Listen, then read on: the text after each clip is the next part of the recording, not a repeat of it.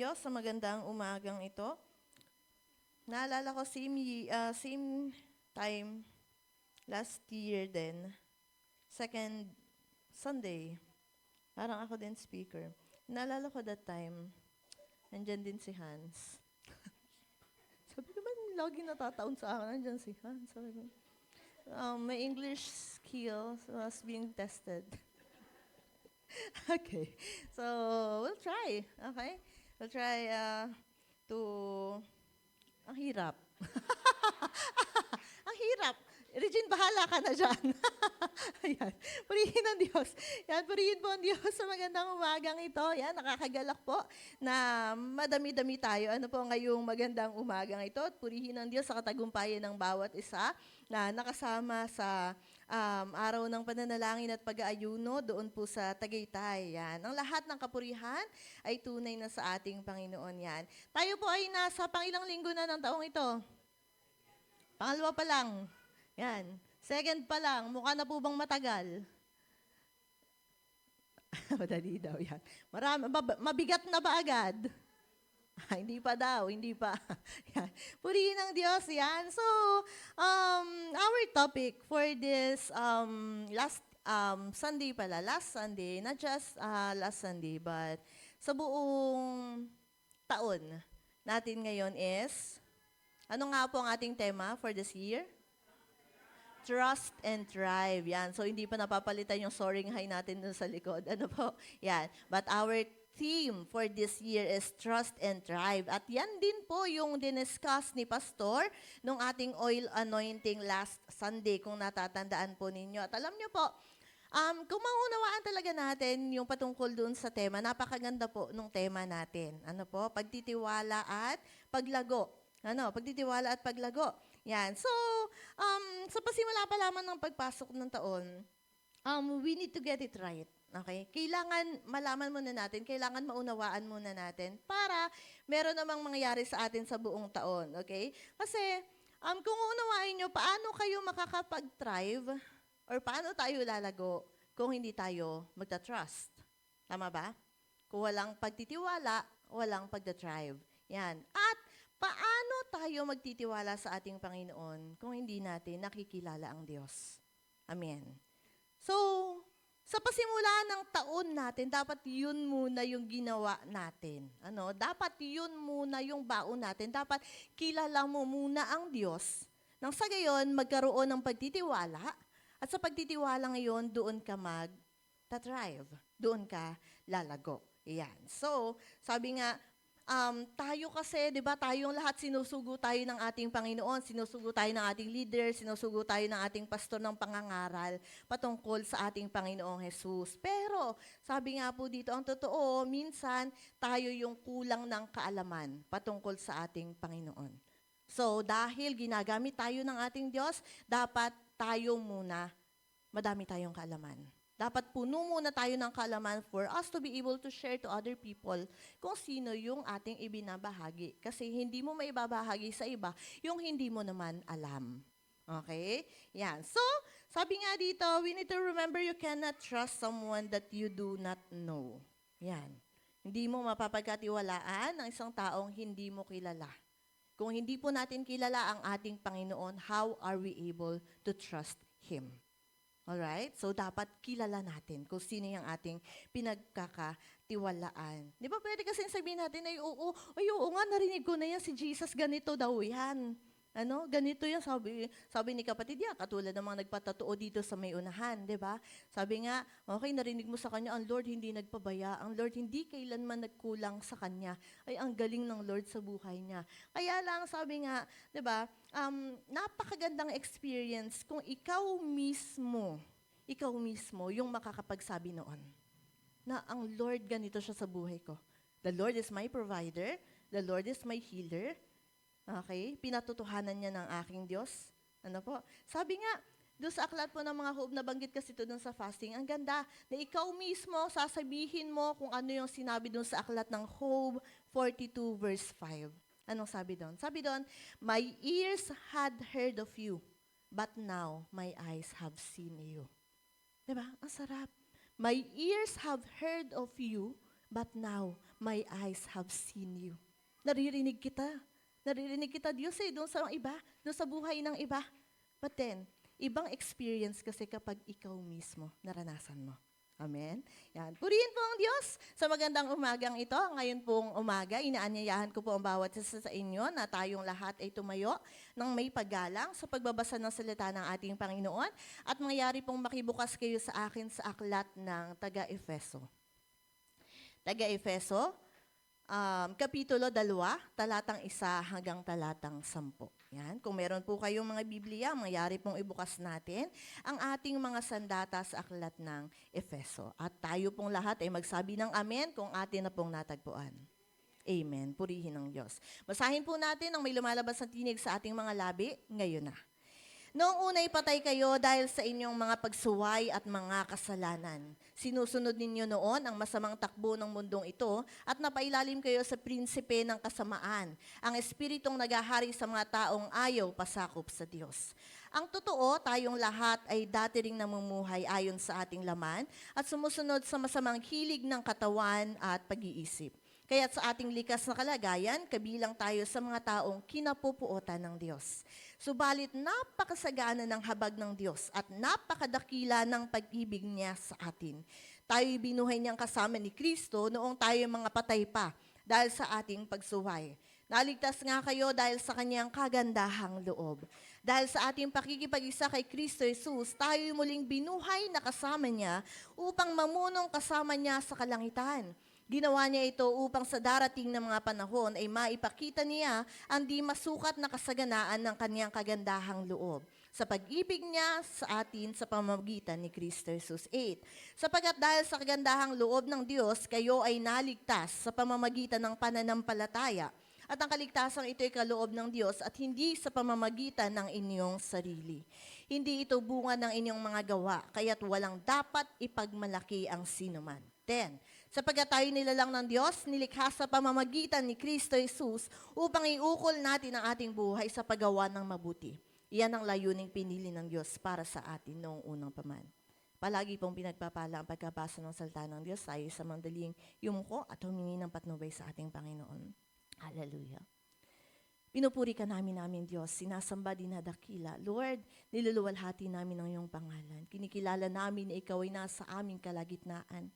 Banal na Espiritu, ikaw ang sumakop, Panginoon, sa magandang umagang ito, sa puso ng bawat sa aming kaisipan. Salamat, ikaw ang magturo, Panginoon, sa bawat isa sa amin, magpaalala, Panginoon, ng iyong mga mabubuting gawa sa buhay ng bawat isa sa amin. Lord, ibaba mo kami sa pinakamababang kalagayan sa mga oras na ito, higit sa lahat ang iyong abang lingkod, Panginoon. Walang makapagmalaki, Panginoon, sa amin, sa lahat ng aming mga ginawa, dahil tunay, Panginoon, lahat ng aming gawa, ito'y basahan lamang, Panginoon, sa iyong harapan. Salamat po, Panginoon, sa pagbabahagi, Panginoon, at pangangaral ng iyong mga salita. Lord God, hindi mawawala ng kabuluhan, Panginoon, ang mga salitang lalabas, Panginoon. At salamat po na may kapangyarihan, Panginoon, na ito'y papasok sa aming mga tainga at tutuloy sa aming mga puso. Salamat, Lord God. Magkaroon ng buhay, Panginoon, ang iyong mga salita sa bawat buhay ng bawat isa sa amin. Salamat po, Panginoon. Bakuran mo, Panginoon, ang lugar na ito, Panginoon, ang iyong daang-daang anghel, hindi makakilos sa mga paggawa ng job at ng kaaway, Panginoon, sa aming mga buhay. Salamat, Lord God, sa kabuuan, Panginoon, na pangangaral. Walang ibang maitataas. Walang iba, Panginoon, na madadakila, kundi ang pangalan mo lamang, aming Panginoon. Salamat po sa iyo ang lahat ng papuri, sa iyo ang lahat ng pagdakila at pagluwalhati sa pangalan ng iyong anak na si Kristo Jesus. Tayo pong lahat ay magsabi ng Amen. Amen. Praise God. Ayan. Hallelujah. Napakaganda po. Yan, napakaganda nitong ating binasa sa magandang umagang ito. At alam ko, lahat tayo, pamilyar tayo dito sa ating binasang ito. Ano po? Kasi diba, dito kinukuha natin yung ibang mga talata nito sa ating pagbabahagi ng salvation. Ano po? Sa ibang tao. Yan. At ngayon pong umagang ito, yan, narinig na natin doon sa mga nagbahagi, nagbigay na kanilang mga testimonya. Yan, ang kabutihan ng ating Panginoon. Tatagdagan pa natin, ang pag-uusapan natin ngayong umagang ito ay patungkol sa grasya ng ating Panginoon. Grace of God.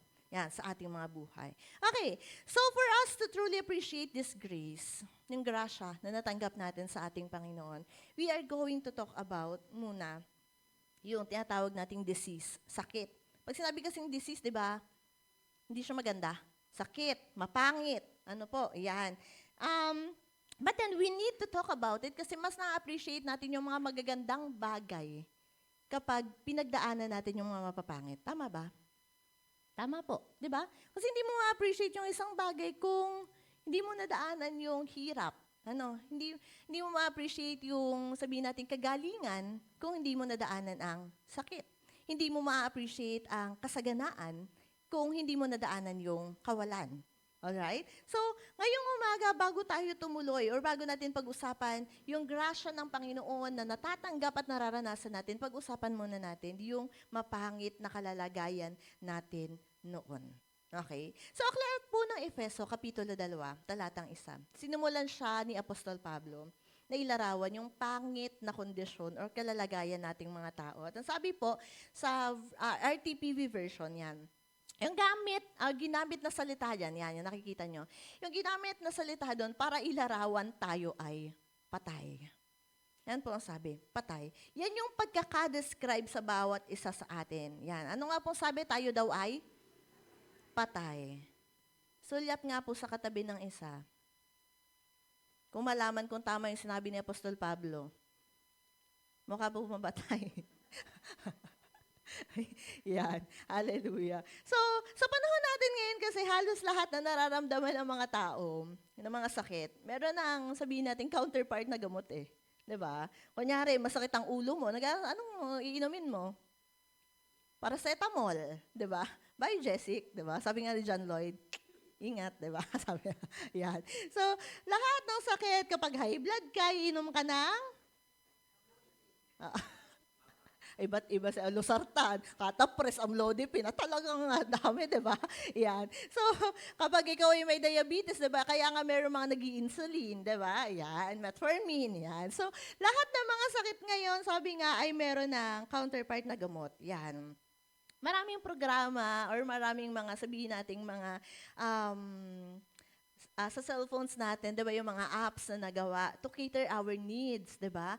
Kapag magta-travel tayo, kaya nga merong Google Map para hindi ka maligaw, 'di ba? Ano pa? Kunyari ikaw ay single. Ayan. Ikaw ay single. Gusto mo makahanap ng asawa, makahanap ng partner, 'di ba, Mars? Yan. Makahanap ng asawa, meron tayong mga dating app. Okay? Sa cellphone. Yan. So, doon, kumbaga yun, kinikater ng mga bagay na yun, yung mga pangailangan ng bawat isa sa atin. So, ang dami-dami nang na-discover sa panahon na yan para i-cater yung mga pangailangan natin. But you know what? Sa panahon natin ngayon, wala pa rin kahit isang libro ang, sabihin natin, na-produce na maaaring makapagbigay ng buhay para sa mga patay. May nabasa na ba kayo? Wala, di ba? Wala. Walang ganong libro or walang ganong sabihin nating na-discover pa. Yan. So even magicians, hindi nila kayang gawin yon. Okay? Yung buhayin at i-raise up yung mga patay. Okay. So balikan natin yung salitang patay. Yung patay na yan, yun yung estado nating mga tao dati. Sabi doon, we were spiritually unresponsive. Kapag sinabi nating patay, hindi naman siya physical. Okay? Ang tinutukoy po doon sa ating binasang patay, hindi po siya physical death. It is spiritual death. Ang sabi nga, we are unresponsive spiritually dati. Kasi di ba kapag ang isang patay, paano ba pag sinasabing unresponsive? Di ba kapag ang isang patay, nire-revive? Di ba yung, kunyari, nakakita na ba kayo nung namatay na sa ospital? Diba? Ang ginagawa, nire-revive ng doktor. Kaya lamang, sabi nga, pag nag-flatline na yan at talagang patay na, wala ka nang makikita or wala ka nang makukuhang response from that person kasi patay na siya. So, spiritually, ganun pala tayo before. Okay? Ganun tayo. Ganun yung kalalagayan ng bawat isa sa atin. Yan. Sa harapan ng ating Panginoon. At makinig po kayo kung kayo po ay mga Kristiyano. Taas ang kamay ng mga Kristiyano. Maraming salamat, yan. Sa bawat isa po sa atin na tumaas ang kamay, yan. Sabi nga dito, kung ikaw po ay Kristiyano, meaning to say, being dead is your past. Past na po yun. Ang pagiging patay ay nakaraan mo na dati. So, dapat ngayon, hindi na iyon yung nakikita sa'yo. Tingin mo na po ulit sa katabi. Tingnan mo na. Oh. Yan. So dapat po hindi na. Ano po? Hindi na dapat yan yung ating pinamumuhay ngayon. Now, if meron namang hindi nakakapakinig or sabihin natin hindi pa andun sa, sabihin natin hindi pa Kristiyano, ibig sabihin ito yung present nila. Okay? That is their present. Being dead. Ibig sabihin patay pa rin sila kung hindi pa sila tumanggap sa ating Panginoon. Pero dahil tayo, mga Kristiyano na tayo, tinanggap natin na ating Panginoong Jesus bilang ating tagapagligtas, wala na tayo doon sa kalalagayang yon. Ibig sabihin, buhay ka na spiritually. Amen? Yan. So, sabi nga po, ang tunay na problema ng tao sa mundo is hindi yung makasurvive dito sa mundo. Hindi yun ang totoong problema niya. Hindi yung pangit na relasyon towards other people, hindi yun ang totoong problema niya. Ang totoo pong problema ng mga tao dito sa mundo ay yung pagiging patay nila. Spiritually.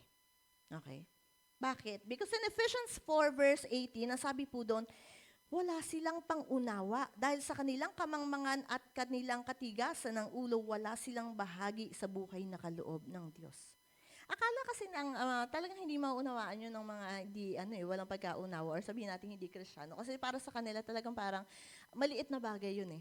Pero sa atin na nakakaunawa ng totoong kahulugan ng buhay at alam natin na hindi lang hanggang dito yung buhay na meron tayo, alam natin malaking bagay at sabihin natin talagang mabigat. Okay? Napakabigat po kapag tayo ay patay spiritually. Yan. So, sabi nga, para silang mga zombie, they are alive physically, but they are dead spiritually. Ganyan din yung kalalagayan natin dati. Okay?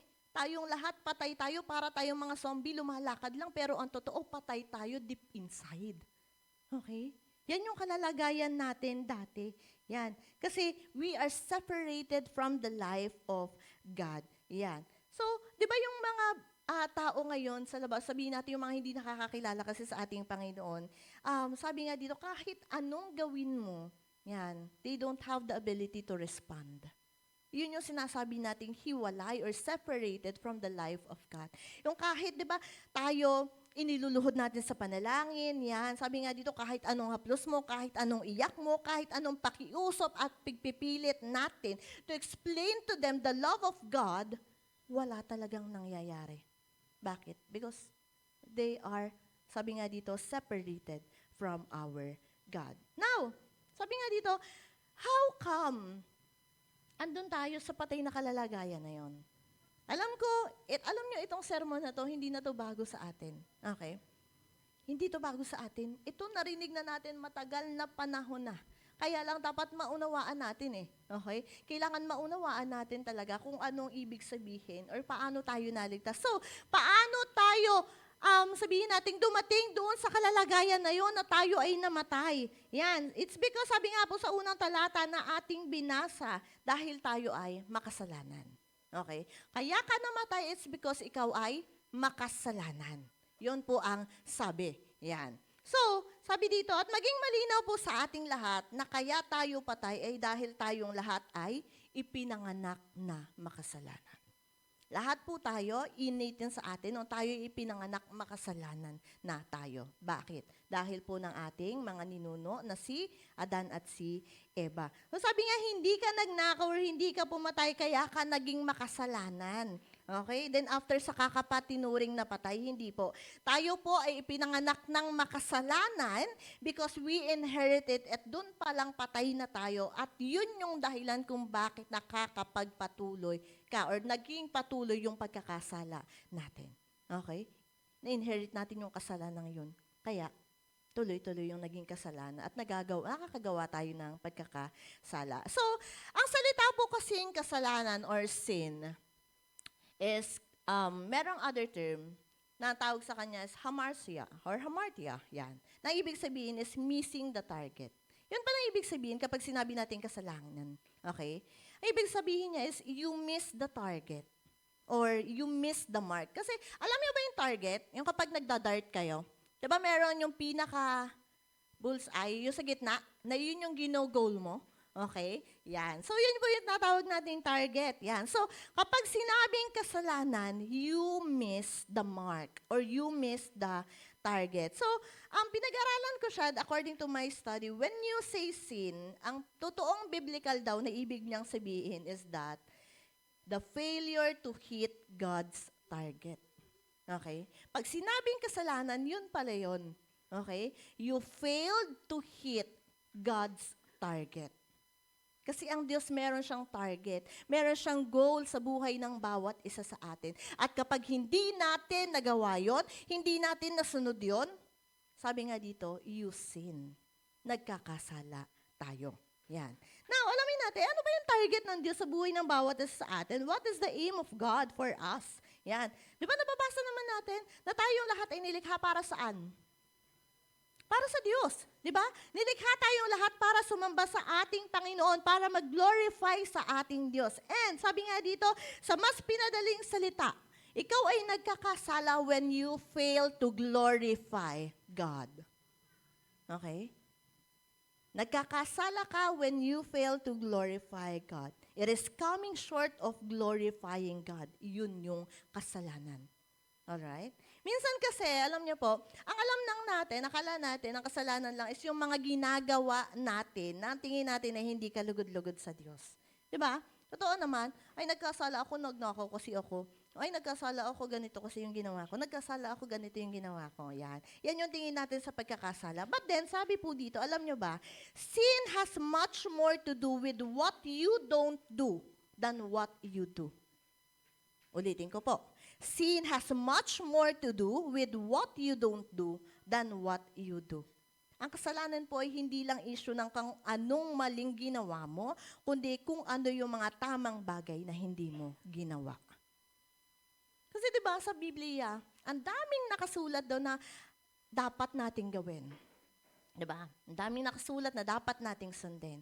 So, hindi ka lamang nagkakasala kapag gumawa ka ng mga bagay na taliwas doon sa kung ano ang kalooban ng Diyos. Nagkakasala ka din kung hindi mo ginawa kung ano yung nais ng Panginoon. Sabi nga, di ba, in Matthew 5 verse 48, yan, be perfect. Sabi doon, be perfect, therefore, as your heavenly Father is perfect. At ang sabi pa in Santiago 4 verse 17, di ba, sabi doon, sino mang nakakaalam ng tama at hindi niya ginagawa, siya ay nagkakasala.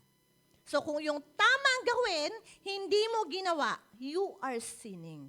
Hindi lamang yung maling bagay na ginawa mo, saka ka lang nagkasala. Kung alam mo ang tama at hindi mo ginawa, you are already sinning. Kasi minsan, di ba, playing safe tayo? Na parang, para sa atin, ang mali lang talaga yung mga bagay na kapag ginawa mo. Pero yung mga bagay na hindi mo ginawa, parang ang feeling mo, ang linis mo na. Parang, ay, okay lang yan. Pero hindi po. Biblia po ang nagsabi na kapag alam mo kung ano yung tama at hindi mo ginawa, therefore, you are already sinning. Okay? Lahat tayo nagkakasala na. At yun nga, di ba, mandated sa atin sa aklat po ng Matthew 5 verse 48, sabi doon, be perfect. Bakit? Kasi perfecto yung Diyos eh. At yun yung ating nilulook up to, yun yung sinusunod natin. Okay? Be perfect, yun ang sabi. Bagamat sabi nga, ang layo, ang hirap, hindi ko yata kaya. But then sabi nga, hindi naman siya sasabihin kung hindi talaga kayang gawin. Bagamat sabi nga, wala naman talagang makakarating doon sa talagang perpekto, pero dapat ginagawa pa rin natin. Okay? Strive. Yan. Kailangan nag-strive ang bawat isa na makarating doon sa perfection. Hindi dahil sa tingin mo, hindi naman kaya, hindi na natin gagawin. Wala naman talagang perfecto. Paano pa natin gagawin yun? Huwag na natin gawin. Kasi wala namang makakaabot. But then hindi. Ano po? Yan, hindi po. Kailangan nag-strive pa rin tayo. Yan. So, yan, alam natin walang sino man ang perpekto sa bawat isa. At sabi nga dito, doon sa mandatong iyon ng ating Panginoon sa bawat sa atin, alam natin, nagkakasala na tayo kung hindi tayo nag-strive to be perfect like our Father. Yan. So, ano pa yung target ng Diyos sa bawat sa atin? Yung holiness, di ba? Yung perfection, yan, yung glory, that is the target of our Father for us. But then, sabi nga dito, that's where we fail. We fail to do that. We fail to practice holiness. We fail to practice perfection. Okay? Minsan hindi nakikita yung glory ng Lord sa bawat isa sa atin. Yan. So, bagamat sabi nga dito, nabasa ko din, when it comes to sinning, sabi, iba't iba kasing degree yan eh. Iba't ibang level. Tama naman. Sabi na, kasi diba, yung pagpatay, mabigat na pagkakasala yon. Okay? Kesa doon sa pagsisinungaling. Okay? But nevertheless, ang sabi dito, pare-parehas kasalanan yan. Kahit anong degree, kahit anong laki at liit ng nagawa natin, sabi nga, at the end of the day, it's all kasalanan. At ang sabi nga dito, walang sino man sa atin ang makapagsasabi na, uy, maliit lang ang kasalanan ko. Still, at the end of the day, ang tawag sa atin ay makasalanan. Okay? Makasalanan pa rin. Yan. So, sabi nga dito, lahat tayo ay minsan naging patay spiritually at yun yung nakaraan nating lahat. Walang pwedeng magsabi sa atin na, ay, hindi. Simula pagkabata ako hanggang sa ako'y lumaki, malinis na ako. Hindi po. Walang malinis sa ating lahat. Lahat tayo, maliit man niyang bata, or sabihin nating pastor man, okay, lahat tayo po ay makasalanan. At lahat tayo, dumaan tayo doon sa estado ng kamatayan spiritually. Alright? Alright, yan. Ngayon, malinaw na po ba sa atin kung ano yung naging nakaraan natin? May kausap ba ako? Tulog na yata sila. Yan. So, malinaw sa atin na tayong lahat patay tayo dati. At yun yung nakaraan natin. Yun yung past life ng bawat isa sa atin. Okay? Pero sabi nga, we need to move forward. Okay? Hindi tayo pwedeng manatili doon. Naku, patay pala ako. Patay na patay sa'yo. Ay, wow. Patay pala. Hindi. Yan, lahat po tayo. Patay tayong lahat dati. Okay? Kung hindi tayo kinahabagan ng ating Diyos. Pero sabi nga, we need to move forward for us to grow. Kailangan limutin na natin yung nakaraan. Ano po? Ngayon, pag-usapan natin yung ating kasalukuyan. Okay? Kasalukuyan. Our present life. Okay? So, sa talatang 4 nung ating binasang teksto, sabi po doon, in verse 4, subalit napakasagana ng habag ng Diyos at napakadakila ng pag-ibig niya sa atin. Yan. Alam niyo po, this is the most powerful transition in the Bible. It is the most powerful transition. Maganda siya in English. Yan. Kasi sinabi yung salitang, but God. Okay? But God. Yan. Yun yung ginamit. Dito kasi sa Tagalog, subalit ang ginamit. Okay? Subalit ang ginamit. Pero sa lingwaheng English po, ang sabi doon, but God. Okay? But God. Kapag narinig kasi natin ang salitang but, or sabihin natin yung salitang subalit or ngunit, ito po ay nagkakapakita ng tinatawag nating intervention. Intervention. Yan. Ano yung intervention, kapatid? Pag sinabi kasi nating intervention, meron dapat mangyayari, pero merong pumigil. Okay? Merong pumigil. Alright? Yan. At dito po sa ating binasa, alam niyo po, it's not just any simple intervention. Okay? But it is a divine intervention. Divine intervention. Bakit? Kasi alam niyo po, it is not I, hindi ako, hindi kayo, or hindi ang kung sino man ang gumawa. Okay? Ang gumawa po dito ay walang iba, kundi ang ating Panginoon. Okay? Ang ating Panginoong Diyos. Kaya nga sabi, but God. Subalit ang Panginoong Diyos. Yan, di ba? Subalit ang Diyos. Yan.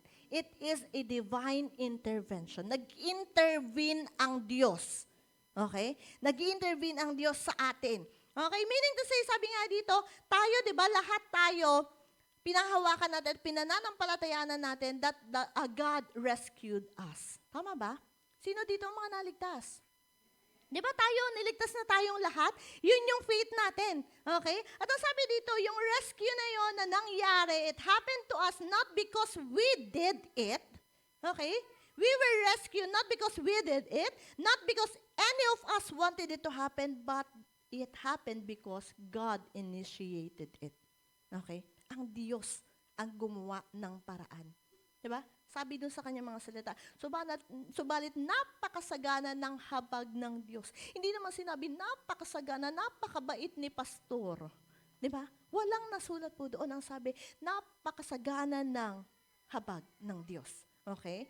Meaning to say, sabi nga dito, yung rescue, yung pagliligtas sa bawat isa po sa atin, it started not from us, it started from Him. Galing sa Diyos. Doon nagmula, doon nagpasimula sa Diyos ang kaligtasan natin. Now, sabi niya dito, bakit nagagawin yun? Why would He do that? Okay? With the same verse binanggit po doon, sabi nga ni Apostol Pablo, yung dalawang katangian or attributes ng ating Panginoon. Ano yun? Yung kanyang habag at pag-ibig. Diba? Nabasa niyo, subalit napakasagana ng habag ng Diyos at napakadakila ng pag-ibig ng Diyos. Okay? Bakit ginawa ng Diyos? Bakit niligtas tayo ng Diyos? Bakit ni-rescue tayo ng Diyos? It's because of His mercy and love for us. Okay? Dahil sobra-sobra yung mercy, sobra-sobra yung pag-ibig ng Diyos sa bawat isa sa atin. Okay, pag-usapan natin, kapag sinabi kasi nating mercy or habag, sabi nga dito, it is God withholding yung parusa na dapat deserve natin na matanggap. Kasi di ba kung hindi tayo naligtas, anong kalalagayan natin? Wala. Kapahamakan, patay pa rin. Di ba? At ang sabi nga, di ba, deserve natin yon. Bakit? Makasalanan. Okay? Deserve natin yun. Yun yung dapat na makukuha natin. But because of God's mercy, sabi nga po dito, He withhold. Okay? He withhold yung parusa. Winithhold ng Diyos yung parusa na dapat matatanggap natin. Yun yung tinatawag nating habag ng ating Panginoon. Okay? Yan. At yung pag-ibig na yun, ng ating Panginoon, ito yung active affection na kung saan ito yung naging dahilan para gawin niya. Okay? Yung aksyon na ginawa niya. Yan. So, it is His motive. Yun yung motibo ng Panginoon sa bawat isa sa atin. At dahil grabe yung pag-ibig, dahil grabe yung habag, it became the reason He reached out to us even in our past state. Diba? Dahil sobra yung kahabagan, sobra yung pag-ibig ng Diyos sa bawat isa sa atin, makasalanan pa lang tayo, He reached out to us. Yan. Patay pa tayo sa kasalanan, nag-reach out na ang Diyos para sa bawat isa sa atin. Sabi nga dito, tayong lahat, kailangan natin talaga ng rescuing. Okay? Sa pamagitan ng ating Panginoon. And because of His great love and mercy for us, sabi nga dito, hindi lamang niya, sabi dito, niligtas ang bawat isa. He even gave up His life for us. Okay? Yun yung naging dahilan. Okay? Sa bawat isa sa atin, hindi lamang niligtas hindi lamang inalis doon sa kalalagayang yon. Hindi lamang tayo binuhay mula doon sa ating kamatayan. He even gave His life for us. Gave the life of His Son for us. Yan, sa panahon pa natin ngayon, yan, sabi nga, ang payo kasi ng iba, yan, dito sa mundo, sabi, uy, nasa palad mo, okay? Nasa palad mo ang magbabago ng buhay mo. O, diba? Sabi, yun ang sabi, uy, nasa sayo yan, okay? Nasa sayo kung paano mangyayari sa buhay mo. But then, as Christians, diba, natututo tayo na hindi pala totoo yun. Hindi pala biblical yun. Okay? Hindi pala tamang sabihin yon. Kasi sabi nga, wala sa palad mo ang ikababago ng buhay mo. Tama po ba ako? Wala sa palad mo. Wala sa palad mo ang ikililigtas mo at ang ikabubuhay mo, ito ay nasa palad ng Diyos lamang. Okay? Kung hindi nag-intervene ng Diyos, patay ka pa din. Okay? Kung hindi ginusto ng Diyos, kung hindi dahil sa kahabagan at pag-ibig ng Diyos, wala pong mangyayari sa atin. We cannot save ourselves. Okay? We cannot save ourselves. At sabi nga dito, hindi mo kaya na iligtas ang sarili mo, pero kaya ng Diyos. Amen? In John 15, verse 4 to 5, ito gamit na gamit to sa fasting. Itong talatang to. Di ba alam nyo to, yung sa vine at sa tree? Yan. Sabi nga, di ba, manatili kayo sa akin at mananatili din ako sa inyo. Hindi magbubunga ang sangang hindi nananatili sa puno. Gayun din naman, hindi kayo magbubunga kung hindi kayo mananatili sa akin. Ako nga ang puno ng ubas at kayo ang mga sanga. Ang nananatili sa akin at ako sa kanya ang siyang magbubunga ng sagana. Sapagkat, ano sabi sa dulo? Wala kayong magagawa kung kayo'y hiwalay sa akin. Apart from me, you cannot do anything. Diba?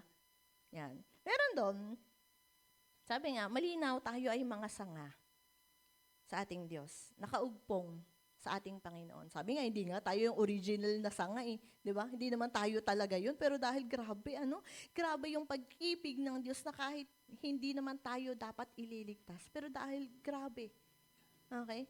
Grabe yung pag-ibig ng Diyos, naligtas pa rin tayo, iniugpong pa rin tayo doon sa puno. Yan. So, sabi nga dito, kung tayo mga sanga lamang, di ba ang sanga kapag pinutol mo, wala na, tuyo na siya. Okay?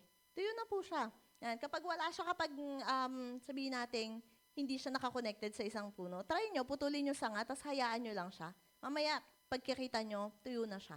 Okay? So, ganun yung kalalagayan natin. Yun po tayo. Tayo po ay mga sanga at ang ating Diyos, doon tayo nakaugpong. At sabi nga doon sa huling talata, no ating binasa kanina, kung kayo'y hiwalay sa akin, wala kayong magagawa. So, sabi nga dito, bakit mo pagtitiwalaan ang sarili mo? Lalo na ang sabi, sanga ka lang. 'Di ba? Sanga ka lang naman. So, sabi nga dito, dapat hindi ka nagtitiwala sa sarili mo. Okay? At ang sabi, yung katabi mo, sanga lang din yan. Okay? Bakit mo siya pagtitiwalaan? Pares lang kayong sanga. Sabi ni Milky, noong Don't Watch, sanga ka. Sanga din siya. So sabi nga doon, kapag ang sanga ay nagtiwala sa kapwa sanga, ang tawag sa kanya ay sasanga-sanga. Tama naman, di ba? Tama nga naman, oo nga, no? Kapag ang sanga ay nagtiwala sa kapwa sanga, ang tawag sa kanila ay sasanga-sanga. Di ba? Sasanga-sanga. Ayan. So, sabi nga, kapag tayo ay nakaugpong sa ating puno, sabi nga, tayo ay punong-puno. Ayan. Kung ang sanga ay nakaugpong or connected pa rin sa puno, tayo naman ay punong-puno. Ayan, praise God. Alin ang gusto nyo? Punong-puno o sasanga-sanga? Diba? Siyempre gusto natin yung punong-puno. Ano po? Praise God. Kasi sabi nga, malinaw sa salita ng Diyos talaga, wala tayong magagawa if we are apart from God. So do not trust yourself. Do not trust anybody. Doon ka lang magtitiwala sa Diyos. Kasi siya yung source. Okay? Kung pinagtitiwalaan natin yung tao na maliit lang naman ang magagawa, limitado lang ang magagawa. Diba? It makes sense eh. Bakit nga naman minsan ang hirap magtiwala sa Diyos? Siya yung gumawa ng lahat. Diba? Diba? So sabi nga, dapat doon ka nagtitiwala talaga sa makapangyarihan, hindi lang doon sa limited yung magagawa. Doon tayo sa magagawa ang lahat. Amen? Yan. So, sabi nga po, minsan pa, there is the divine intervention of God sa buhay ng bawat isa sa atin. Tayo ay patay, but because the Lord is just so gracious, the Lord is just full of love, that is why we are rescued by our God. Okay? At ang sabi pa po dito, yan, in verse 5, sabi doon, tayo binuhay niyang kasama ni Kristo noong tayo mga patay pa dahil sa ating pagsuway. Naligtas nga kayo dahil sa kanyang kagandahang loob. Verse 6, dahil sa ating pakikipag-isa kay Kristo Jesus, tayo muling binuhay na kasama niya upang mamunong kasama niya sa kalangitan. So dito po sa talatang ito, i-describe yung tatlong yugto ng himala na ginawa sa atin ng Panginoong Jesus. Ano yung himalang yon? So binuhay na tayo. He made us alive. Okay? Ano pa? He raised us up. At hindi lang yon, sabi nga dito, He seated us. Okay? Kasama niyang mamuno sa kalangitan. Yun ang sabi ng ating binasa. Okay? So, sabi nga po dito, hindi ito basta usapan lang na walang katotohanan eh. Kasi 'di ba ang tao minsan kapag nagsalita, sabihin lang niya, pero minsan walang walang totoong paggawa. Pero itong sinasabi dito ng Apostol Pablo, ito po ay totoong gagawin at ginawa na ng ating Panginoong Diyos sa bawat isa sa atin. Sabi po dito tayo'y binuhay na kasama ni Kristo. Yan. Tayong lahat po ngayon, lahat tayo ay nakatali na sa ating Diyos. Sino sa inyo nakatali na sa Panginoon? Sabi nga, di ba, nakipag-isa na tayo sa ating Panginoon. So, kung yung ating Diyos na sinasamba, kung ang Panginoong Jesucristo, sabi nga dito, the grave could not hold Him any longer. So, tayo po, kaisa tayo ni Kristo at hindi rin tayo kayang i-defeat ng kamatayan. Amen ba? We are all victorious not because of our own strength, but because nakipag-isa tayo sa ating Panginoon. Amen? Kung ang Diyos natin ay nagtagumpay, tayo ding lahat ay magtatagumpay. Amen? Amen. Kung si Jesus ay binuhay pagkatapos ng 3 araw, tayo din pong lahat. Di ba? Dati namatay tayo, pero sabi nga, hindi tayo nanatili dun sa ganong kalalagayan. Dahil binuhay ang ating Panginoong Jesus, andun din yung pag-asa natin na tayong lahat pagdating ng huling araw ay bubuhayin din. Amen? Kasama ng ating Panginoon. Yan. So, sabi nga, yun yung tinatawag na resurrection power of God. Okay? The resurrection power of God. Sabi nga dito, never ever doubt the power of God in your life. Meron pa ba sa inyong nagda-doubt? Or ano man doubt sa Tagalog? Nangangamba? Nag-aalinlangan? Meron pa ba sa atin na nag-aalinlangan sa kayang gawin ng ating Diyos? Wala na. Di ba? Sabi nga, nag-aalinlangan lamang sa kayang gawin ng kanyang Diyos ay yung mga taong hindi kilala ang Diyos niya. Amen. Tayo kilala na natin ng Diyos. Sabi nga, ang tanda na natin Kristiyano eh. Okay? Ang tanda na natin. Uulitin ko, ako 18 na ako. May nagre-react naman eh. Yan. Okay? Di ba? Ang lalaki na natin. Hindi pala, matatanda lang. Hindi mo malalaki. Ano? Yan. Matatanda na tayo sa ating pananampalataya. Sabi nga, ang dami ng pinatunayan ng ating Panginoon. At sabi nga dito, never ever doubt yung magagawa ng Diyos sa buhay ng bawat isa sa atin. Because it's the power that raised Christ from dead, and that's the same power, okay, na umagaw din sa iyo mula sa kamatayan patungo sa buhay. Yun yung resurrection power ng ating Panginoon. Okay? Yan. Kung dati patay tayong lahat, pero dahil mabuti ang Diyos, sabi nga dito, because He is a powerful God, now we are alive in Him. Buhay na tayo. Silipin nyo ulit ang katabi nyo. Mukha na bang buhay? Oh. Kung mukha pa rin yung patay, sabihin nyo, oy, binuhay na tayo ng Panginoon. Di ba? Binuhay na po tayong lahat ng Panginoon. The resurrection power of God made us alive in Him. Yan. So, wala na tayo sa kadiliman, wala na tayo sa kasalanan, andun na tayo sa kaliwanagan, tayong lahat ay may buhay dahil kay Kristo. Amen! Amen! And we can have confidence in His power. Kung ang patay nabubuhay ng ating Diyos, anong hindi niya kayang gawin for you? Diba? Maliit na bagay na lang yung mga hinihingin nyo sa ating Panginoon. Okay? That is the power of God. Yan. So, sabi nga, God intervene para sa atin. Okay? There's the divine intervention. At ang sabi nga po dito, yung resurrection power na bumuhay sa bawat isa sa atin. Ngayon, tanungin naman natin, bakit kaya binuhay ako ng Panginoon? Ano? Bakit? Ano kaya yung purpose ng Lord? Kung bakit inagaw niya ako from death to life?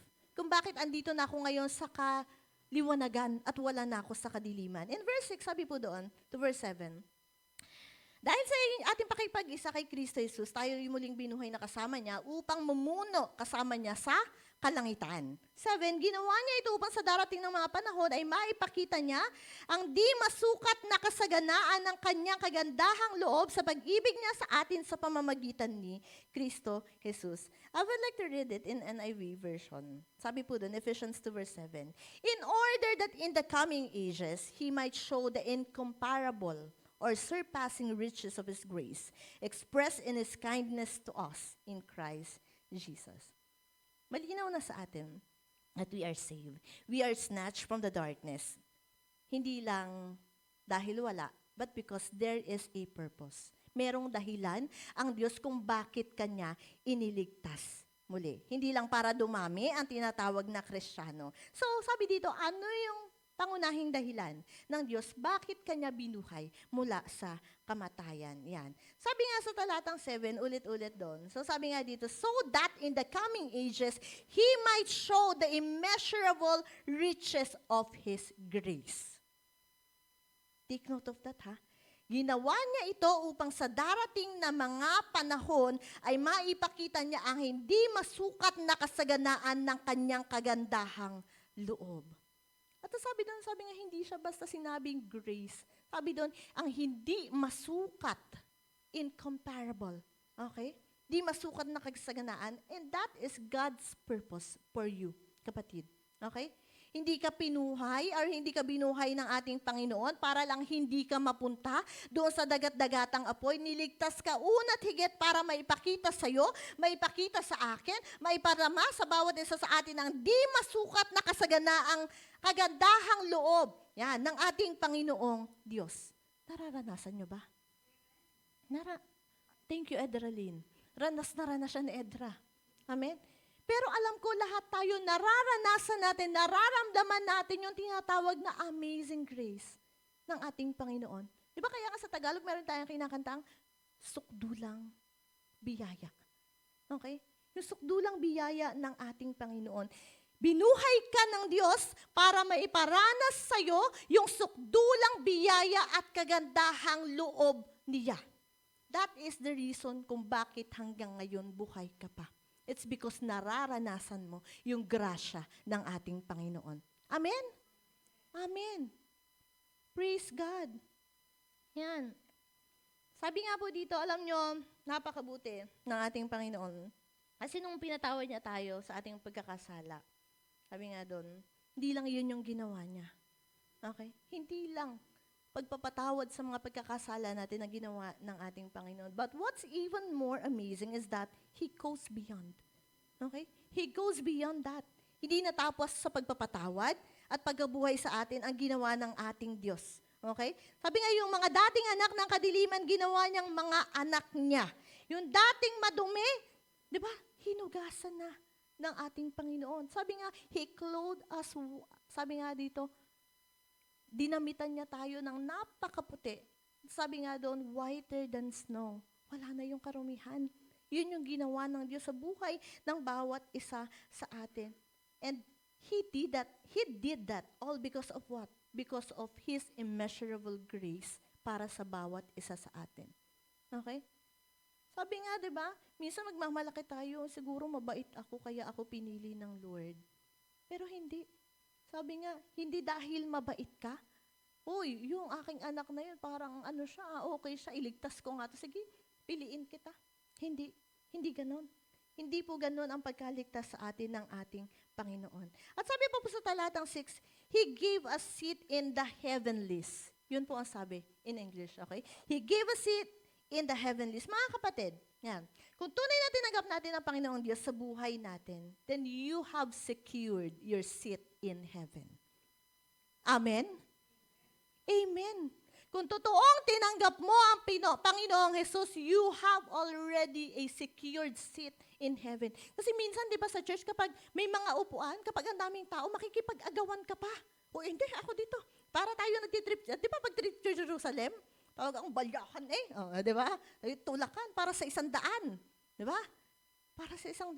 Pero ang sabi nga, pagdating natin doon, at ngayon pa lamang, kung totoong tinanggap mo ang Panginoong Jesus mo, hindi mo kailangang makipag-agawan, hindi mo kailangang makipag-unahan, dahil na-secured na.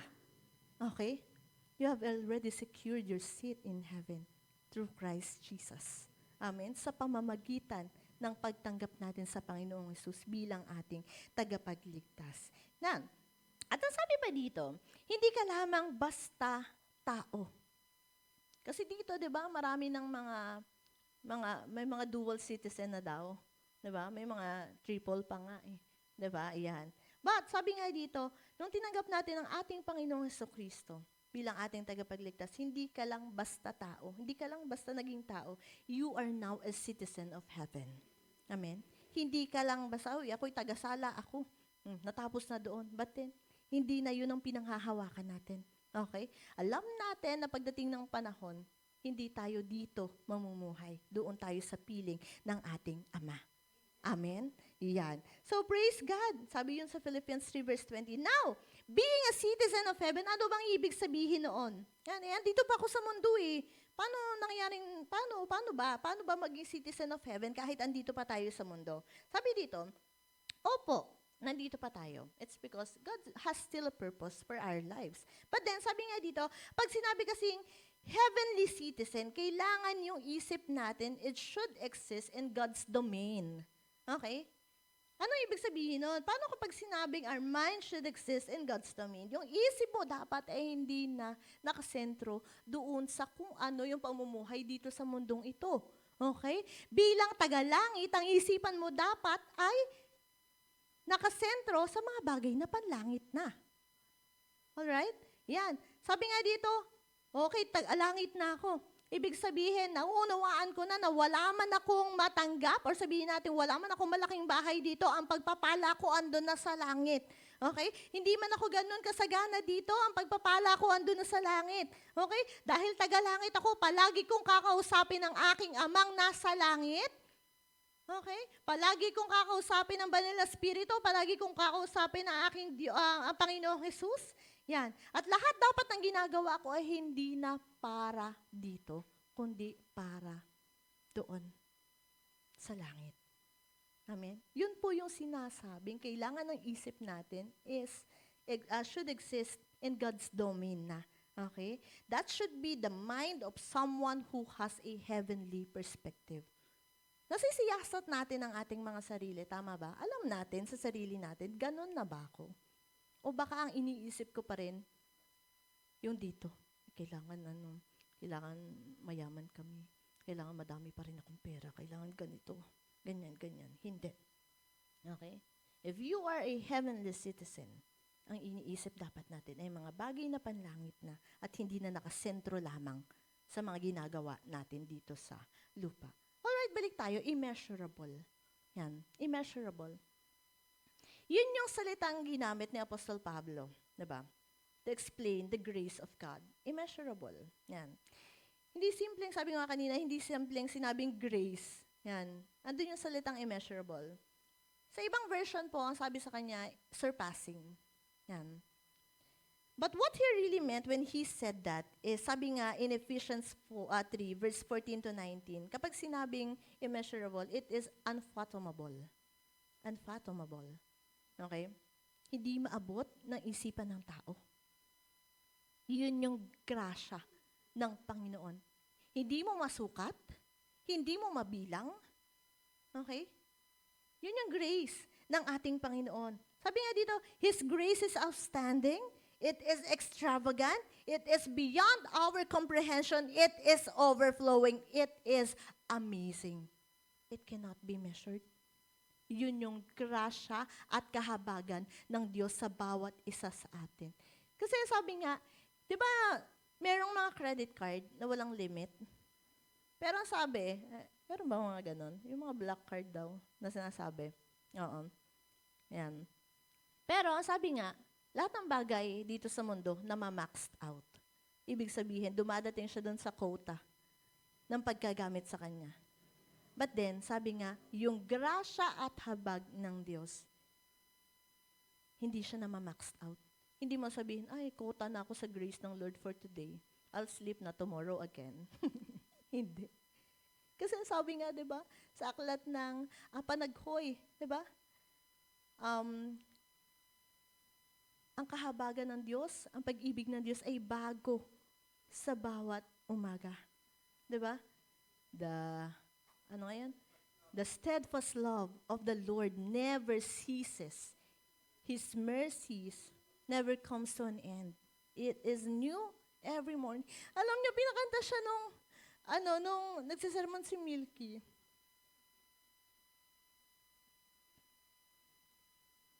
And I was overwhelmed. Kasi na-realize ko yun. Grabe yung kahabagan ng Diyos. It is new every morning. Bago sa bawat umaga. Yung pag-ibig ng ating Panginoon. At alam niyo, ang galing ng sumulat. Noong talatang yun. Kasi binasa ko siya, nakadaan na ako dun sa aklat ng Panaghoy. It's about war. It's about paglalaban-laban. It's about pagkukorek ng Lord dun sa bayan niya. At alam nyo, dun sa libro, hirap na hirap sila. Hirap na hirap sila. Di ba kapag pinaparusahan ka, gano'n naman? Yun. Pinaparusahan kasi sila ng Diyos at that time. Dun sa book, hinahanap nila, or ganito, Lord, wala na ba ang awa mo? Wala na ba yung favor mo sa bawat isa sa amin? But then, I came across that verse. Sabi ko, ganun pala yung kalalagayan nila nung sinulat noong author, yung talatang yon. Sabi nga niya, ay, um, palagi kong naaalala. Yun nga, sabi niya, nawawala na daw siya ng pag-asa, but then, bumabalik yung kanyang pag-asa kapag naaalala niyang ang pag-ibig ng Diyos ay bago sa kada umaga. Amen. So sa bawat isa sa atin, palagi din nating alalahanin yon. Na minsan kasi parang ang hirap-hirap ng buhay natin, na parang, wag kasi nating itulad ang Diyos sa tao. Kasi talaga ang tao may limitation ng pag-ibig niya. May limitation ng forgiveness ng tao. Iisipin mo na niya, ay naku, hindi na. Ay, nakailang ulit ka na, paulit-ulit ka na. But then, sabi nga, ang pag-ibig ng Diyos ay bago sa kada umaga. Ano po? Yan, palagi nating alalahanin yun that God's grace is just so overflowing. It is immeasurable. You cannot max it out. Yun yung grasya ng Diyos sa buhay ng bawat isa sa atin. In verse 8, sabi dito, in verse 8, for by grace you have been saved through faith. Yan. Alam nating lahat to. Sabi nga dito, it is the golden rule of theology. For by grace you have been saved through faith. Yan. Tayo ngayon, lahat tayo, gumagawa tayo, naligtas tayo, hindi dahil sa ating lakas, kundi dahil sa biyaya ng ating Panginoon. Okay? So, sabi nga, tayong lahat naligtas tayo sa pamagitan ng pananampalataya. Natin sa ating Panginoon. Pananampalataya. Yan. At alam niyo, yung pananampalataya, napakasimple niya. Sabi nga dito, faith is simply believing. Okay? Simply believing. Hindi siya komplikado eh. Hindi siya komplikado. So, yung salvation na inalok ng Diyos sa bawat isa sa atin, it's a gift. Diba? Yan.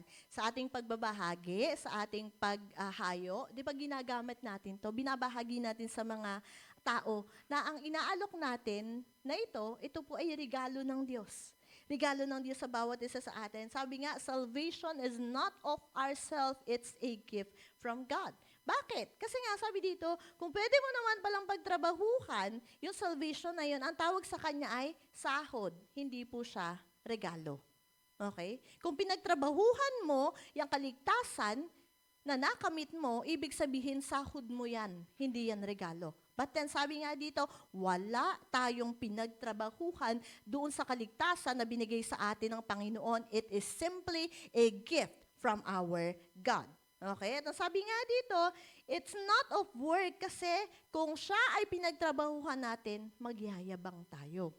Ipagyayabang natin na, Lord, ganito naman ako eh. Kaya ako naligtas kasi humahayo kami, kasi ganito kami. Okay? Ganito yung ginawa ko.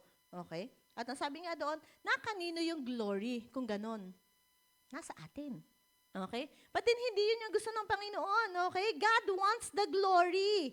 Yan. Kaya tayo nilikha ng ating Diyos para mapapurihan natin siya. Hindi para mapupurihan natin ang ating mga sarili. Okay? So ulit-ulitin natin yung kaligtasan na natanggap natin. It is a gift. It's not, okay, something that we work hard for. Okay? Yan. At sabi nga dito, tinapos ng Diyos ang lahat. It's all finished. It's all finished. Hindi mo kailangan dagdagan yung ginawa ng ating Panginoon. Kaya nga sabi niya, di ba, bago siya lagutan ng hininga, ano sabi? It is finished. Tetelestai. Okay? Yun. Yung aking asawa, meron siyang pinapanood, di ba? Si Tetelestai ba? Yan. Sa Facebook. Yan. Na ibig sabihin, it is finished on the cross. Doon sa krus ng Kalbaryo, tinapos ng Diyos lahat ng kailangan gawin upang iligtas ka. Wala kang kailangang gawin. Okay? Wala kang kailangang idagdag. Sabi nga dito yung kaligtasan natin, it didn't come by your confirmation. It didn't come by your baptism na dahil bininyagan ka o nilubog ka sa tubig, ligtas ka na. Okay? Hindi po. Okay? Salvation doesn't come by your church attendance. Uy, wala akong absent. Sabi nga nung last year, nung nag-awarding sa prayer meeting, o sinong walang absent? Sister Lelen? Dahil dyan, exempted ka. Oh, straight ka na to heaven. Walang ganon, di ba? Walang ganon. Na dahil perfect attendance tayo, ay nabigyan tayo ng salvation na tinatawag na yan. Yan, sabi nga dito, it doesn't come to you by giving money. It doesn't come to you by communion or by keeping the 10 Commandments, by living the Sermon of the Mount, by giving to charity. Okay? Sabi nga dito, hindi mo siya natanggap dahil mabuti kang kapitbahay. Binibigyan mo lagi ng ulam ang iyong kapitbahay. Hindi mo yan natanggap dahil respectable ang naging pamumuhay mo. Sabi nga dito, wala sa mga bagay na yon ang nakapagbigay sa atin ng kaligtasan. Palagi nating tatandaan that our salvation is through faith. Okay? God's grace through faith. Sabi nga dito, none of us deserves this gift that the Lord is offering. Wala. Wala ang sasabihin, ay, deserve mo yan. Kapatid, Sister Leland, deserve mo, kaya kaligtas. Wala pong ganon. None of us deserve that salvation that God is offering. But, sabi nga dito, He offers us to us. Bakit? Kasi sobra-sobra yung pag-ibig at kahabagan na nararamdaman niya sa atin. That is why even when we don't deserve it, He offered it to us. Alam niyo po, palagi kong ipagpapasalamat talaga ng pag-ibig ng Diyos ay hindi katulad ng pag-ibig na mayroon ng tao. Nagpapasalamat din ba kayo? Diba? Kung babalikan natin talaga yung turning point ng buhay natin from darkness into light, pagpapasalamat mo talaga, you will be very grateful to the Lord na iniligtas niya tayo. Sabi nga yung pag-ibig ng Diyos, hindi nakabase sa kabutihan. Hindi nakabase sa kung anong maibibigay, may offer natin sa Kanya. Kasi ang totoo naman, wala tayong may offer na magiging kalugod-lugod or magiging katanggap-tanggap sa harapan ng ating Panginoon. At doon mo ma-appreciate na, Lord, salamat, kahit wala akong ginawa, minahal mo ko. Kahit na ang dumi-dumi ko, minahal mo ko. At palagi kong ipinagpapasalamat. Yung sinabi sa Roma 5 verse 8, diba? Nasabi nga, kahit noong mga makasalanan pa tayo, pinadama na sa atin ng Diyos ang kanyang pag-ibig. Nung namatay si Kristo, para sa ating mga kasalanan. Grabe yung love. Hindi mo na inintay magbago. Ano? Kasi tayong mga tao, ganun tayo talaga eh. Conditional tayo sa pag-ibig natin. But then God's love is not.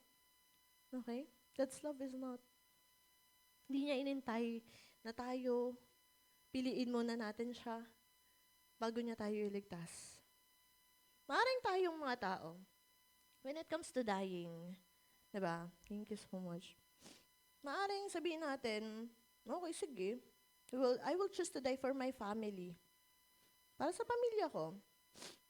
Maaaring yung iba, sabihin na, okay, I will choose to die for my friends. Kasi deserve niya. Kasi tingin natin mabuti siya. Diba? Kasi meron tayong mga taong ganun, diba, na talagang bait na bait tayo. Sige na nga, I will sacrifice something for you. But then, sabi dito, ang Diyos, iba yung sa Kanya. Okay? Iba yung sa Kanya. He let His one and only Son died for someone undeserving just like us. Someone undeserving just like us. For someone as unclean like us. At yun ay dahil, sabi nga, our God is good. That's who He is. Diba? Hindi dahil sa atin, hindi dahil sa kung anong nagawa natin. Talagang yun lang ang ating Panginoon. Talagang mabuti siya. Sabi nga, palaging sinasabi, diba? Ang Diyos mabuti siya, kahit hindi ka mabuti. Yan. Mabuti lang siya talaga. Hindi nakabase sa kabutihan natin ang kabutihan ng ating Panginoon. Yan. Kaya nga, diba may kinakanta tayo, good, good Father. You're a good, good Father. That's who you are. That's who you are. That's who you are. At tayo, sino tayo? We are loved by our God. Diba? Hindi tayo malinis, hindi tayo magaling, minahal lang tayo ng Panginoon. Minahal lang. Minahal ka ng Diyos mo. Amen? Yan. Yan. Minsan tinatry natin intindihin. Tinatry nating abutin yung paraan ng pag-iisip ng Diyos kung bakit minahal niya yung mga taong di naman kamahal-mahal. Lord, bakit ako? Parang minsan gusto natin talagang magkaroon ng sagot yung mga tanong natin. Lord, bakit ako? Bakit kami? Sa dami. Kung isipin mo, lahat naman pala tayo makasalanan. Lahat ng tao makasalanan. Bakit sa daming nagkasala ngayon kami? Diba? Yung pinili mo. Ayan. We try to understand that minsan, bakit niligtas na tayo. Sa totoo lang, mas deserve naman nating mamatay. But the simplest explanation to that is because that's He who really is. He is merciful and He is a loving God. Yan lang po yun. Walang ibang explanation doon. Okay? Talagang mahabagi ng Diyos at punong-puno ng pag-ibig ang ating Panginoon. Grabe, di ba yung love? Grabe yung biyaya ng ating Panginoon. Overwhelmed ba kayo sa love ng Lord? Amen. Grabe. Grabe yung pag-ibig ng Diyos sa buhay ng bawat isa sa atin. And I would like to invite everyone to please stand. Tayong lahat ay tumayo. At pagbulayan natin yung grabing pag-ibig ng Diyos sa bawat isa sa atin. Ngayong taon, nagsisimula pa lang rin naman tayo. Ano po? And kailangan simulan natin ng tama ang ating taon. Simulan natin ng tama. Na-realize natin yung sobrang pag-ibig ng Diyos at sobrang kahabagan ng Diyos sa ating mga buhay. Hallelujah. Grabe yung biyaya. Ano po? Grabe. Sabi dun sa isang kanta, para tayong nasa gitna ng isang karagatan. Ito yung karagatan yung pag-ibig ng Diyos sa bawat isa sa atin. Sobrang lawak, sobrang lalim. Hindi maabot ng isip mo. Hallelujah. As we sing this song, alalahanin natin, alalahanin natin yung sobrang biyaya, sobrang lawak na habag ng Diyos sa bawat isa sa atin. Thank you, God. Hallelujah. Hindi po tayo karapat-dapat. Sabi nga, walang karapat-dapat sa ating lahat.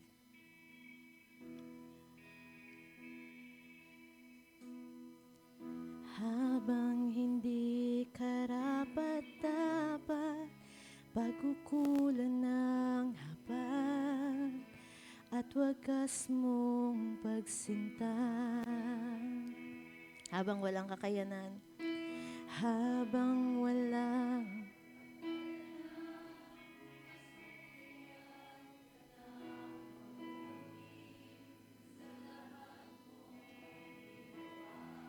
yakap mo ako.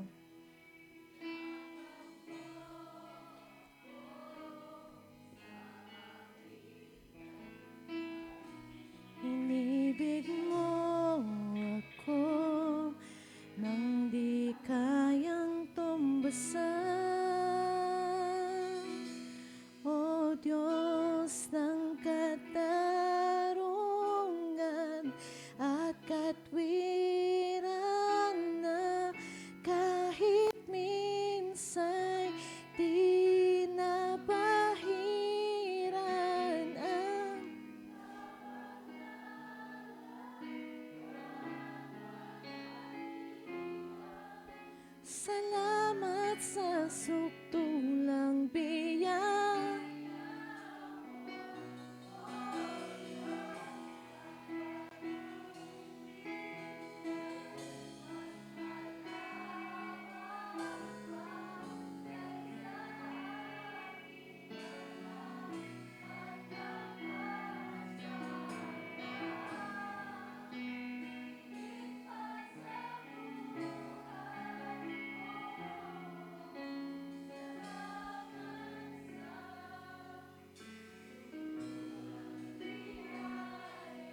Hallelujah. Thank you, Lord, for that grace. Salamat sa iyong sukdulang biyaya, aming Diyos.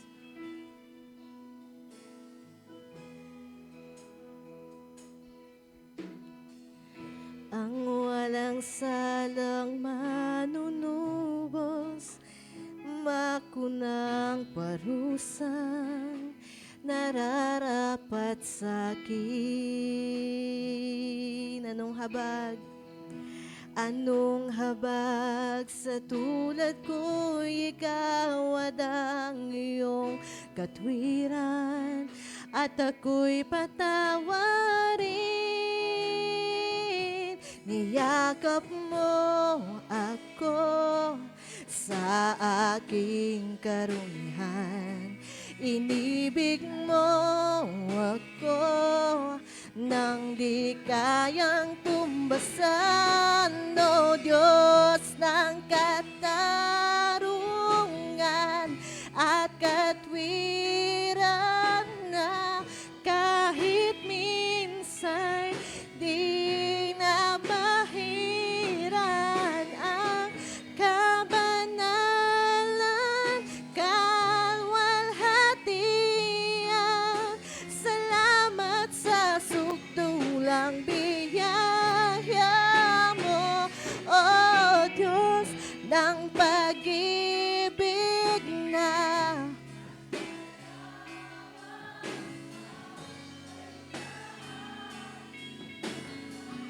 pagkakasala, higit pa sa buhay ko. Salamat sa sukdulang biyaya mo. Hallelujah. Marami pong salamat, aming Diyos. Thank you, Lord. Sobra-sobra ang iyong pag-ibig, Panginoon. Maraming salamat, O Diyos, dahil niyakap mo kami, Panginoon, sa aming mga karumihan, O Diyos. Salamat hindi mo kami itinapoy. Salamat po. Hallelujah. Thank you, Jesus. Niyakap mo ako sa aking karumihan. Inibig mo. Awitin natin sa Panginoon. Niyakap mo ako. Niyakap mo ako sa aking karumihan. Inibig mo ako nang di kayang tumbasan. Niyakap mo ako sa aking karumihan. Inibig mo ako nang di kayang tumbasan. Niyakap mo ako sa aking karumihan. Inibig mo ako nang di kayang tumbasan. O Diyos ng katarungan at katwiran na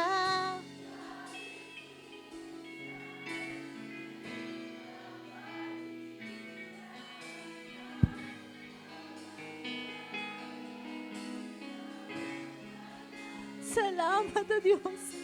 Salamat sa sukdulang biyaya mo, O Diyos ng pag-ibig na mas malawak pa kaysa aking mga pagkakasala.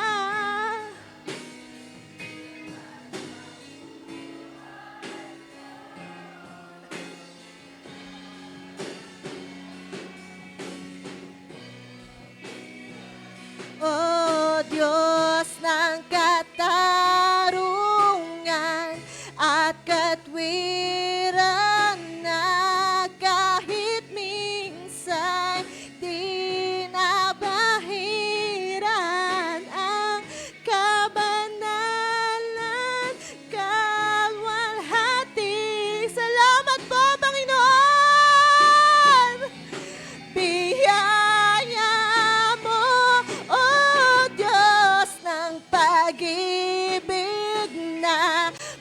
malawak pa kaysa aking mga pagkakasala.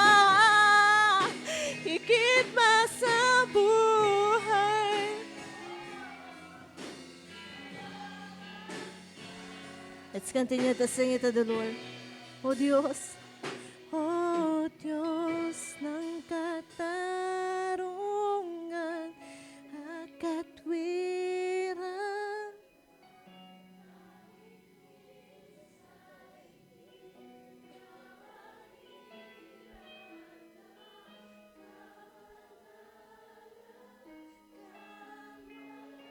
salamat, Panginoon.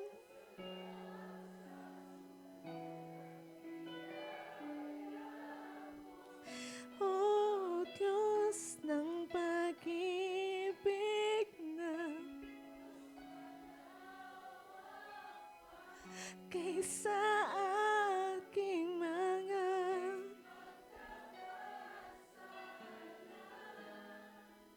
higit pa sa salamat sa sutulang. Hallelujah. Hallelujah. Salamat, Panginoon. Sige pa, pasalamatan natin ang Diyos sa kanyang suktulang biyaya. Hallelujah. Let's all raise our voice to thank the Lord for what He has done in our lives. Come on, church. Hallelujah. Thank you, God. Salamat po, Panginoon. Salamat amin, Diyos. Salamat. Thank you, Jesus. Lord.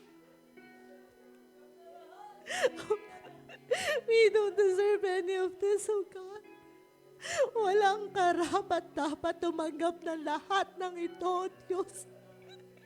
Pero sobra yung pagmamahal mo, Panginoon. Grabe yung pag-ibig mo sa buhay ng bawat isa sa amin, Panginoon. Salamat po. Salamat, salamat, amin, Diyos. Salamat, oh Diyos. Salamat.